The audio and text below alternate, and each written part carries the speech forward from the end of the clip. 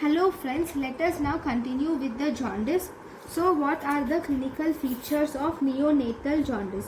In the neonatal jaundice, first icterus is important. So if you see, if this is the baby,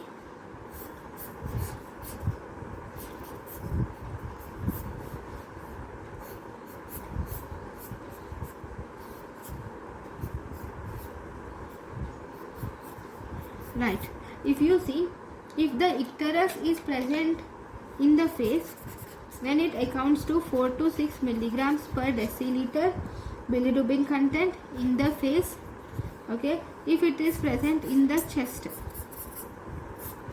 if it is present in the chest and also upper abdomen, in the chest and upper abdomen, this will account to 6 to 8 milligrams per deciliter of bilirubin. If it is present in the lower abdomen and also the thighs, in lower abdomen and the thighs, in the lower abdomen and thighs, it accounts for around 8 to 12 milligram per deciliter. Then if you see, in the legs and arms here, that is in the arms and legs, it accounts for around 12 to 14 milligram per deciliter. Okay, and if you see, in the palms and soles, in the palms and soles, it will be more than 15 milligram per deciliter. Okay, so this is the icterus levels at different levels of the body. Then now if you see, how are you going to measure the bilirubin? So this bilirubin is mainly measured by, it is measured by, number one, you can use a technique which is transcutaneous bilirubinometer is used. Transcutaneous bilirubinometer, you can measure it. Here you will take a blood sample, and in the blood sample you will see serum bilirubin level. Okay, and then if you see the neurological manifestations, what are the neurological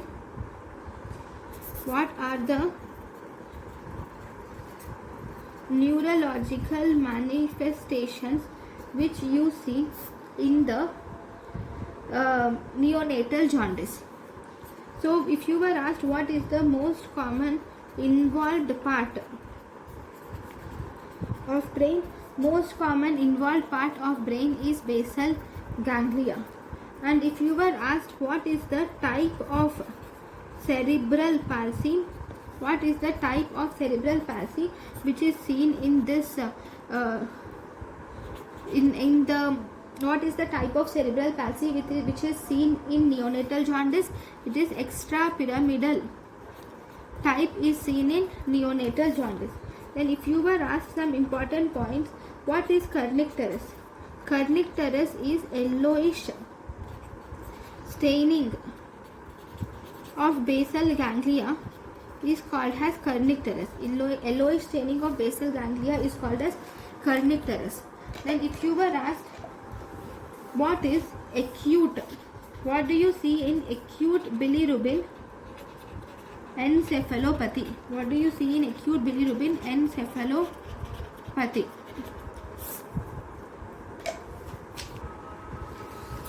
So acute bilirubin encephalopathy, the clinical features are,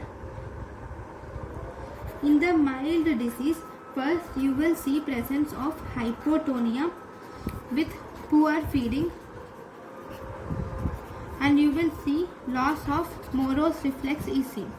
You will see loss of Morose reflex, which will progress to fever, irritability. It will also progress to seizures. Okay, later you will see presence of hypertonia. Now the baby develops hypertonia opistotonic posturing of the baby is seen, and you will also see presence of coma and death are seen.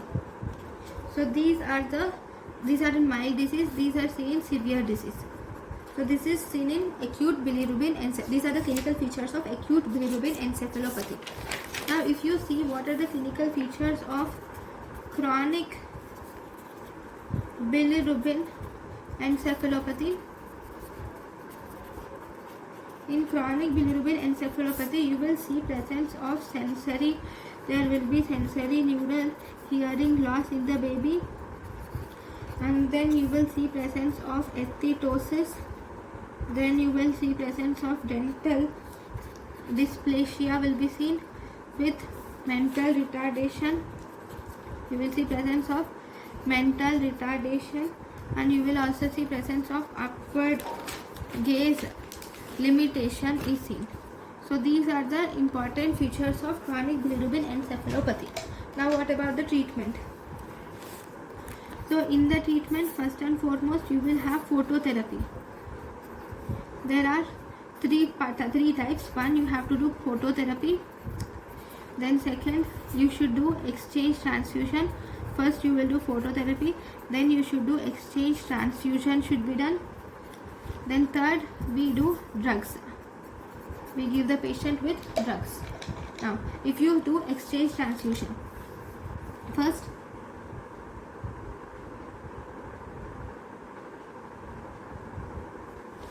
see, this exchange transfusion is actually done in very severe cases. It is done in very severe cases, especially it is done in erythroblastosis fetalis. It is done in erythroblastosis fetalis, that is very severe cases we do this. And these drugs, the drug which is given for this is IV immunoglobulin is given. This IV immunoglobulin is used in, it is also used in erythroblastosis fetalis, and this will mainly occupy the receptors. This will mainly occupy the receptors for Fc segment of immunoglobulin. It will mainly occupy the receptors of Fc segment of immunoglobulin in reticuloendothelial system.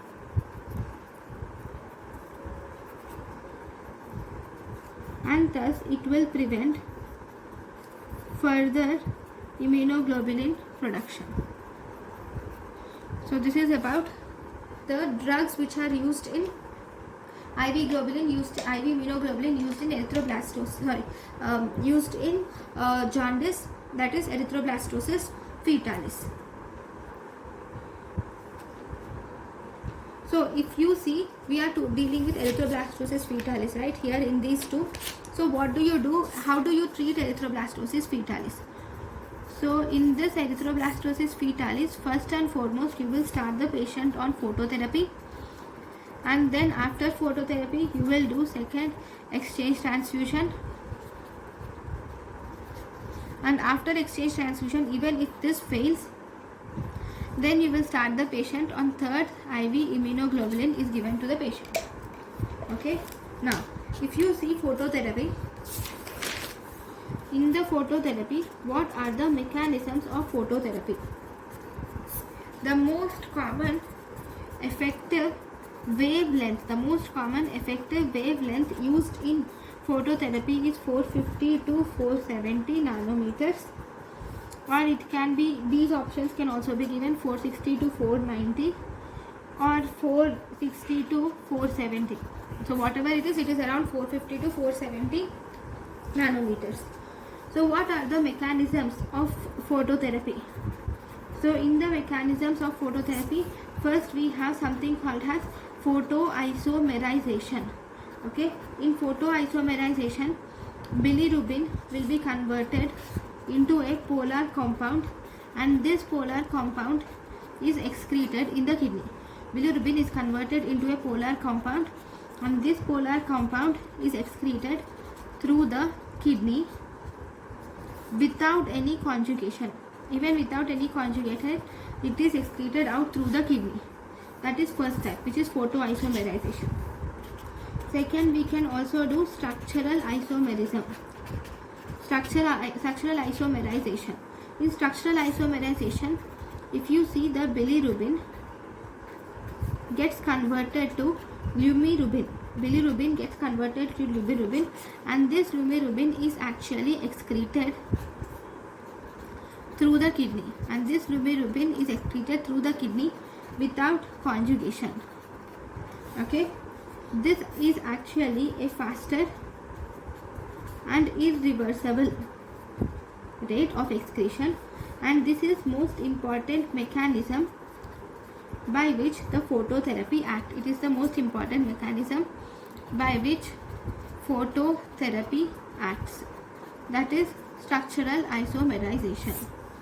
Okay, then third we have photooxidation. This photooxidation is a least important method. So these are the three mechanisms of phototherapy. Okay, now let us learn the effectiveness, factors on which effectiveness depends on. So factors affecting the effectiveness of phototherapy. If you see the factors affecting the effectiveness of phototherapy, so one, these are exposed surface area. Exposed surface area of the baby will affect the phototherapy.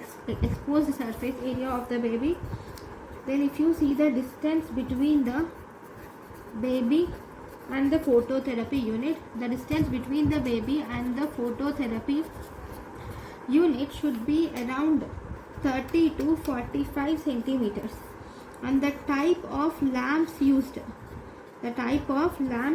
here will be LED lamps are used more than CFL lamps. LED lamps are used more than CFL lamps. This does not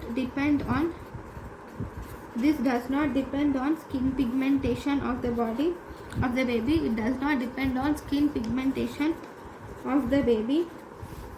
And here the irradiance should be around 30 microwatts per centimeter square per nanometer, and this irradiance is actually measured by using flux meter. This is measured by using a flux meter. Then here you will have to monitor the temperature every 12 hourly. Then you should also monitor the bilirubin concentration 12 to 24 hourly. You should monitor temperature every 12 hourly and also bilirubin concentration 12 to 24 hourly. So if you see the side effects of phototherapy,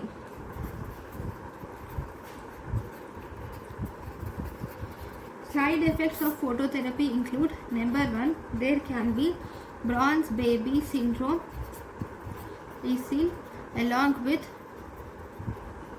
watery diarrhea. The patient can have bronze baby syndrome with watery diarrhea, dehydration. You can see presence of hypocalcemia. Especially it is seen if more than 72 hours. After 72 hours, if there is hypocalcemia after 72 hours, you will have to measure serum calcium and you will have to see if there is any retinal toxicity. Then you can also see presence of gonadal toxicity or mutations should be seen, and if there is any impaired maternal child bonding should also be seen. Impaired maternal and child bonding.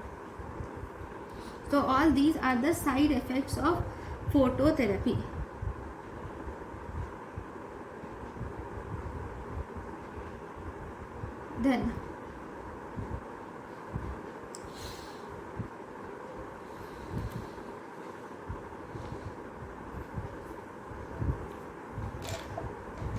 Then if you were asked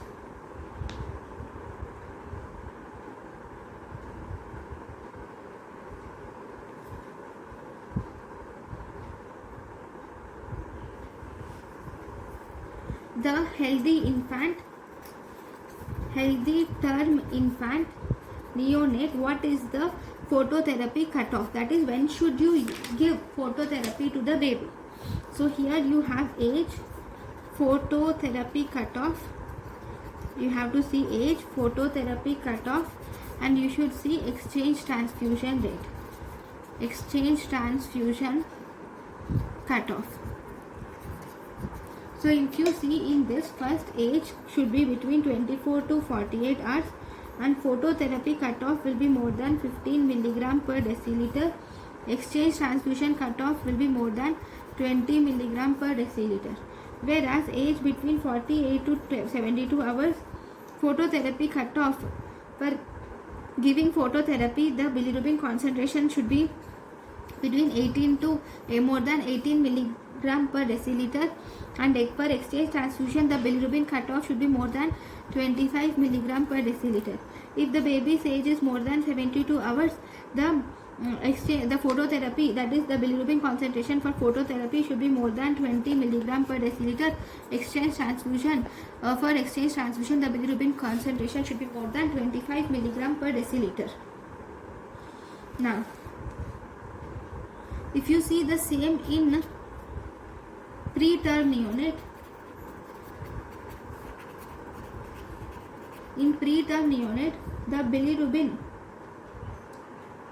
cutoff should, the bilirubin cutoff for phototherapy, it should be 1% birth weight in grams. It should be 1% birth weight in grams. And exchange transfusion cutoff in preterm neonate should be, it should be phototherapy cutoff plus 5 in milligram per deciliter. It should be phototherapy cutoff plus 5 in milligram per deciliter. Then if you see phenobarbital, you can also give phenobarbital, is especially useful in treatment of Crigler-Najjar syndrome type 2. It is used in the treatment of Crigler-Najjar syndrome type 2. And here in this you will see increased activity of, presence of increased activity of UDP glucuronil transferase is seen. And this phenobarbital is actually an enzyme inducer.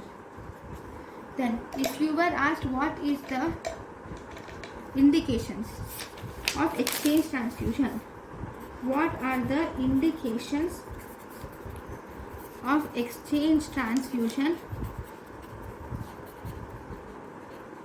in a baby with RH incompatibility? What is the indication of exchange transfusion in a baby with RH incompatibility? So there are two indications. One, you have cord blood bilirubin. In one, the cord blood bilirubin should be more than 5 milligram per deciliter. Then we have cord blood hemoglobin should be less than 10 milligram per deciliter. Then this exchange transfusion is of two types. One, we have single volume exchange transfusion. One is single volume exchange transfusion. Second, we have double volume exchange transfusion. Double volume exchange transfusion. So now first, in the single volume exchange transfusion, here you will exchange it with 80 ml per kg. So the side effects, so this is single volume exchange transfusion. In double volume exchange transfusion, you will exchange it with 160 ml per hour. Okay, so this is usually performed.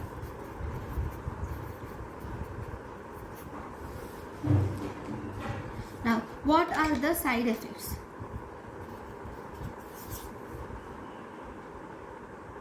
This is per kg, sorry. What are the side effects? Side effects are hypoglycemia. There will be hypocalcemia. Okay, the side effects are hypoglycemia, hypocalcemia, we have hyperkalemia and acidosis. So these are the side effects of exchange transfusion. Thank you for watching.